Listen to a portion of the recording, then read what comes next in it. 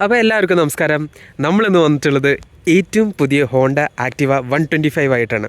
അതെ, ഇപ്പോൾ ഹോണ്ട ഇറക്കിയിട്ടുള്ളത് സാധാ ഒരു ഫാമിലി വാഹനം മാത്രമല്ല, ന്യൂ ജെൻ ഫാമിലിക്ക് കൂടി, അതായത് ഇപ്പോഴത്തെ ലേറ്റസ്റ്റ് ട്രെൻഡ് ഫോളോ ചെയ്തിട്ട് കൂടുതൽ ഫീച്ചേഴ്സ് കൂടി കൊണ്ടുവന്നിട്ട് എന്താ പറയുക, ഒരു ന്യൂ ജെൻ ആൾക്കാർക്ക് പറ്റിയ ന്യൂ ജെൻ ഫാമിലീസ് ഉണ്ടാവില്ല, അവർക്ക് പറ്റിയിട്ടുള്ളൊരു ഫാമിലി സ്കൂട്ടറായിട്ടാണ് ആക്ടിവ ഇറക്കിയിട്ടുള്ളത്. അപ്പോൾ കീ നോർമലായിട്ട് തന്നെ വരുന്നത്. അപ്പോൾ എന്തൊക്കെയാണ് പുതിയതായിട്ട് വന്നിട്ടുള്ളതെന്ന് ഞാൻ പറയാം. അപ്പോൾ ഇത് ആക്ച്വലി ബേസ് വേരിയൻ്റ് ആണ് 125ൻ്റെ, ആക്ടിവ 125ൻ്റെ. നമുക്ക് ടോപ്പ് എൻഡും വേരിയൻറ്റ് വരുന്നുണ്ട്.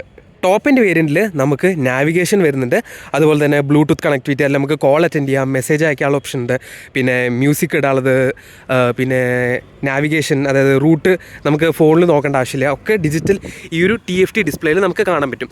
അപ്പോൾ ഇത് ലോ എൻഡ് വേരിയൻ്റ് ആണ്, ടോപ്പ് എൻഡ് വേരിയൻ്റ് അല്ല, ബേസ് വേരിയൻ്റ് ആണ്. അപ്പോൾ ഇതിൽ നമുക്ക് ഈ ഒരു TFT ഡിസ്പ്ലേ വരുന്നുണ്ട്, എന്നാൽ ബാക്കി ഫീച്ചേഴ്സൊന്നും വരുന്നില്ല.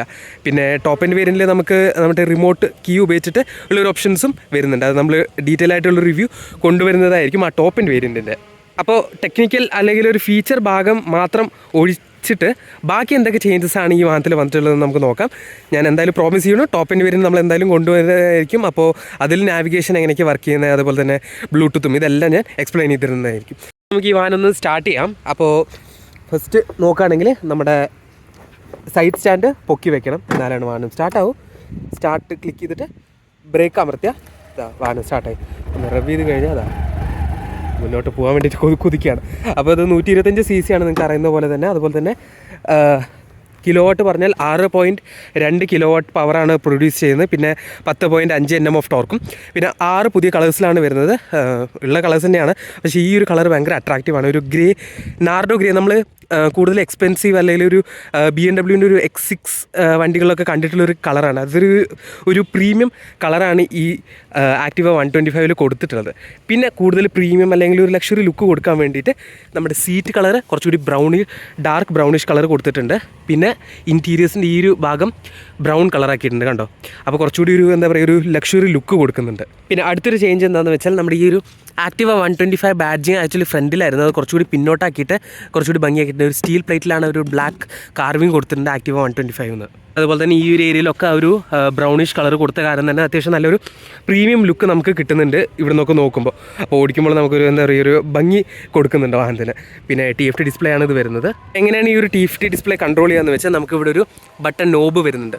അപ്പോൾ അത് കൺട്രോൾ ചെയ്യാൻ വേണ്ടിയിട്ട് ഇങ്ങോട്ടാക്കി കഴിഞ്ഞാൽ നമുക്ക് പെട്രോളിൻ്റെ ഒരു സംഭവം, പിന്നെ കിലോമീറ്ററിൻ്റെ, അതുപോലെ തന്നെ സെറ്റിങ്സ് വരുന്നുണ്ട്. ഇതിൽ ഫംഗ്ഷൻ, പിന്നെ display, general, service apply, due, general display. ഇതിപ്പോൾ ടോപ്പ് എൻഡ് വേരിയൻറ്റിലാണെങ്കിൽ നമുക്ക് ബ്ലൂടൂത്തും അതുപോലെ തന്നെ നാവിഗേഷനും ഇതെല്ലാം സെറ്റ് ചെയ്യാൻ പറ്റുന്നതാണ്.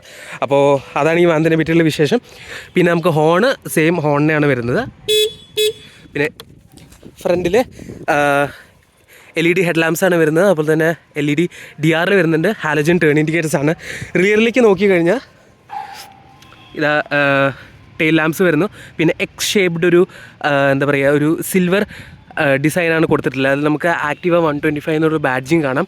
പിന്നെ ഹാലജൻ ടേൺ ഇൻഡിക്കേറ്റേഴ്സ് ആണ് വരുന്നത്. പിന്നെ ഇവിടെ നമുക്കൊരു ഇത് റിഫ്ലക്റ്റേഴ്സ് കൊടുത്തിട്ടുണ്ട്. നമ്പർ പ്ലേറ്റ് ബോക്സ് ഇവിടെയാണ് വരുന്നത്. പിന്നെ ഒരു മഡ് ഗാർഡും കൊടുത്തിട്ടുണ്ട്. പിന്നെ നമുക്ക് ഇവിടെയാണ് ഫ്യൂൽ ടാങ്കിൻ്റെ ലിഡ് വരുന്നത്. അപ്പോൾ അതാക്കണമെങ്കിൽ നമ്മൾ ഫ്യൂലിന് ക്ലിക്ക് ചെയ്ത് കഴിഞ്ഞാൽ ഇതാ തുറന്ന് കിട്ടും.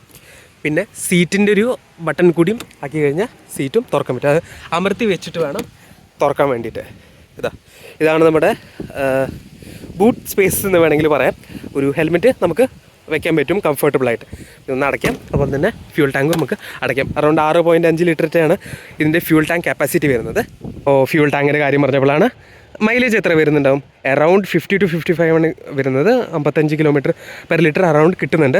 ഇക്കോണമിയിൽ നേരെ നല്ല രീതിക്ക് ത്രോട്ടിൽ അധികം കൊടുക്കാണ്ട് ഒരു ഡീസൻറ്റ് രീതിയിൽ ഓടിക്കുകയാണെങ്കിൽ. അപ്പോൾ അതൊക്കെയായിരുന്നു ഈ വാഹനത്തിനെ പറ്റിയിട്ടുള്ള വിശേഷങ്ങൾ. ഇത് ചെറിയൊരു ജസ്റ്റ് ഒരു ഫേസ് ലിഫ്റ്റ് വന്നിട്ടുള്ളതെന്ന് പറയാൻ വേണ്ടിയിട്ടുള്ളൊരു വ്ളോഗാണ്. നമ്മളിതിൻ്റെ ഡീറ്റെയിൽ റിവ്യൂ കുറച്ചുകൂടിയും ആ ഒരു വണ്ടി അവൈലബിൾ ആയി കഴിഞ്ഞാൽ, അത് ടോപ്പ് എൻഡ് വേരിയൻ്റ് അവൈലബിൾ ആയി കഴിഞ്ഞാൽ കൊണ്ടുവരുന്നതായിരിക്കും. അതിൽ നമുക്ക് സ്മാർട്ട് കീം ആ ഒരു ഓപ്ഷൻസ് എല്ലാം വരുന്നുണ്ട്.